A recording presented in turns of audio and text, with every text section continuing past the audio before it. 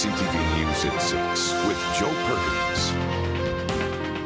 Good evening. Thank you for being here on this wet Sunday evening. We begin tonight with a remarkable story. It began this morning when two men in a homemade plane took off from Nanaimo airport.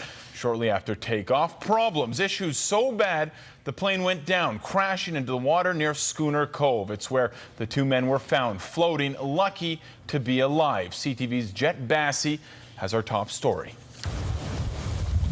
It landed somewhere here, less than a kilometer from the Schooner Cove Marina near Blunden Point, a homemade plane that took off from the Nanaimo airport. They were going up to Gillies Bay on Texade Island.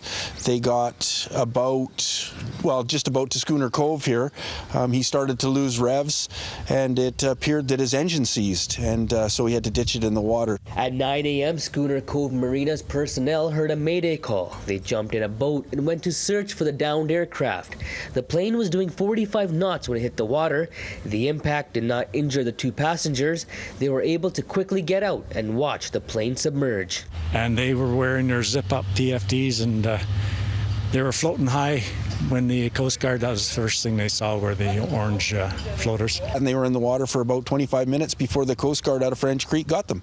The Coast Guard brought them to the marina. The staff quickly got the two passengers out of their wet clothes and warmed them up with cups of coffee. Arriving here at the docks, we took them up to the office, gave them coffee and some warm clothes and dried them up. The men did not sustain any injuries from the crash. They got in a pickup truck and headed back to the Nanaimo airport. I think they were a little bit shaken up, but they were no worse for the wear. They were okay. They said they were in the water for about 25 minutes.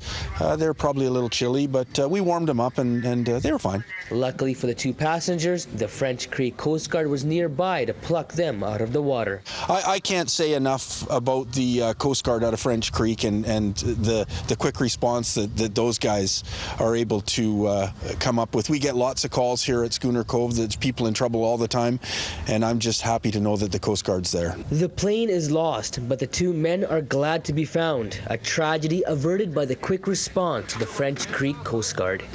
Jet Bassey, CTV News, Nanos Bay. Well, search crews were back on the site today, more than 72 hours after a landslide ripped through Johnson's Landing in southeastern BC. The search effort is still being called a rescue, not a recovery mission, to save 4 people believed to be buried inside the rubble. Valentine Weber and his 2 daughters, Diana and Rachel, are believed to be buried alongside Petra Fresh, a 64-year-old woman from Germany. Search teams have located the foundation of a house buried in Friday's landslide. Rescue teams worked until nightfall yesterday. After being delayed by passing thunderstorms, 8 residents are refusing to leave despite the dangers. Crews are proceeding carefully through debris 5 meters deep to avoid getting caught in another slide. People in the community remain optimistic in the search. Well, I'm just hoping that the search will find them, that maybe they found a little place in their home that they were able to ride out the slide. It's going to be hard for a small community like Johnson's Landing in the area to get through something like this. It's devastating. It's disheartening. It really is. It's very sad. At least 3 homes were engulfed by Thursday's landslide. The search was delayed Friday until engineers were sure the pile of debris was stable enough for crews to go back in. And staying with the landslide, it appears an attempt was made to warn the province of a potential threat prior to Thursday's slide.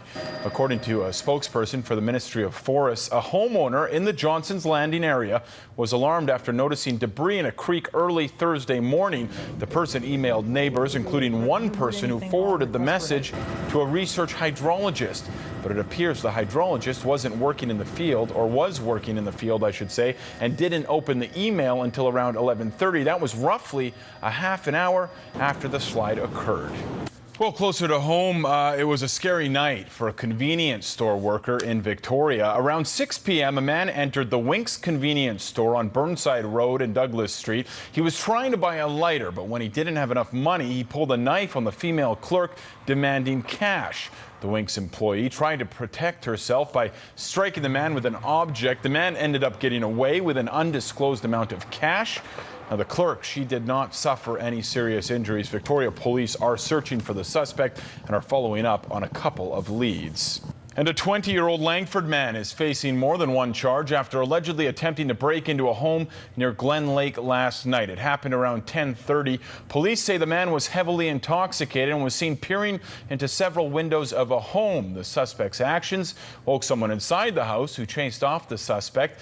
Police eventually found the man nearby. He did end up assaulting one of the officers. RCMP have revealed the identity of the man who drowned after his rowboat capsized on Florence Lake last week. Police say the body of 60-year-old Richard Lemieux from Langford was recovered Friday morning. Witnesses say Lemieux and another man were drinking on the water without life vests when the boat they were in capsized. Both men reportedly swam to shore, but Lemieux didn't make it. The other man fled the scene. It's not known what caused the boat to overturn, but foul play is not suspected. To some sad news tonight, the Victoria broadcasting community has lost one of its own. Longtime radio and television personality Ida Clarkson has died. The longtime local star of Czech TV, seen here hosting the Ida Clarkson Show, this was back in 1986, lost her battle with lung cancer Friday evening. Clarkson's career in broadcasting began in the 1940s when she worked as a creative writer for CJVI Radio in Victoria. Following that, she moved on to Czech television, where she held a number of roles, beginning as a copy editor and then becoming the host of her own afternoon show. Her daughter says she never planned to be on TV, but after being thrown on air, she never looked back. She was so natural. You know, the way that you saw her on air was how she was in real life. She had such a wonderful grace and a warmth, and she loved to welcome people. You know, she basically welcomed them into her living room. It was so natural for her. And when people went onto her show, and we heard this over and over, everyone always felt so welcomed and so at ease. And she never had any black marks on her show. Everyone who was on her show always felt like they got to know Ida Clarkson and really got to see the person she was. Ida went into hospice on Wednesday after battling with some recent health challenges. Many consider her a broadcasting pioneer for women. And she never took that on as I'm a champion of women, but she was really a pioneer. She broke all sorts of, ground for women in media and journalism that hadn't been done before. She had her own show. She was able to, do commentary for a variety of things and fashion shows. And, she read the funny papers to the kids. And, that people really got to know her and love her because she really generated that kind of, she really was feminine. She really was able to express that. Her daughter says Ida was very active up until the end of her life. She watched the news every night, and she was a copy editor, so she also watched all the commercials. She leaves behind 3 daughters, 4 grandchildren, and 1 great-grandchild. She was 85 years old. It's been nearly 2 months since Lenami Godinez Avila was killed after falling from a tandem hang glider flight near Agassiz in the Fraser Valley. The 27-year-old fell nearly 300 meters to her death, sparking questions about the industry and launching an investigation into the pilot of the hang glider, who faces charges now, including obstruction of justice. Friends and family are now speaking out about her life and the legacy she's leaving behind. In a new video, we learn Avila grew up in Mexico City, but came to BC to go to school. Her friends talk about her life, her volunteer efforts, and her goals, saying she wanted to make it easier for international students to study abroad, just like she did. For the first time since her death, the devastated boyfriend is also speaking out. Her friends have raised enough to start a scholarship set up in Avila's name. Lenami showed throughout her life that everything you do, every little thing you do, can have a really big impact. And she believed that in her home, she believed that in her community. And I think that this memorial award is a chance for everybody to give a little bit, to help out a little bit, and every little bit will make a huge difference. I mean, she touched a lot of people. I'm gonna really miss her, like so many others are. Well, despite that rain that we mentioned, it didn't stop Victoria's only homeless soccer team, the Victoria Dreams, from getting out and hosting the city's 2nd annual homeless soccer tournament. Victoria Street Soccer is hoping to send someone to the Homeless World Cup in Mexico. That's next October. or I should say this October, but the team needs to raise some funds. So today, a tournament with 3 other street soccer teams, 2 from Vancouver, and for the first time ever, a street team from the Comox Valley was in the city. Since last year, the tournament has doubled in size. Organizers say it's an indication the sport is becoming a staple in Victoria. Yeah, the whole spirit of street soccer is interaction and involvement, inclusiveness. So everyone is equal on this field. There's no one team that's killing it, and there's no one team that's falling behind. Grant Schilling, who's the organizer from Comox Valley team, he had a great saying, and he said, "As long as you're playing, you're winning." And I love that. That's the spirit of street soccer. It's being here. It's getting out of the rough and tumble downtown core, which a lot of our players feel stuck in. So it gives them a chance to just have some fresh air, have some fitness, and just have a great time and make friends with other people. The Victoria Dreams don't know who will represent the team and the city in Mexico, but they have some time to figure it out. The team plans to play in a tournament in September in Kelowna, and will make the decision following that. Welcome back. Finally tonight, we'll finish up in Chilliwack, where RCMP are applauding one of their own, a dog named Cargo. On Thursday night, Isabel Ray, an elderly woman from Chilliwack, went missing. Her husband, Ray, was worried. Isabel had never left him before, so Ray called the police, and Cargo arrived, reuniting the couple who have been married for 63 years.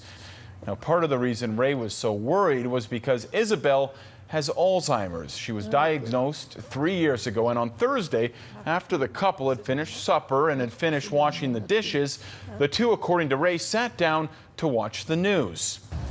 We're watching another program there, and about 10:30 I got sort of drowsy, so I lay down and had a little cat nap, and when I got up, I looked for Isabel, and Isabel, she wasn't in the house. It was the first time that she ever left the house without me. So Ray called police, and within 10 minutes, officers, including Cargo, arrived on the scene. And within minutes, Cargo found, I should say, Isabel. She was behind the house near a flower bed underneath a shrub. He says it was hot out on Thursday, so she may have been looking for some cooler shade. In the end, Ray and police were just glad Cargo was there. Just happy that we were able to have a successful conclusion to this matter and bring Miss Miller home.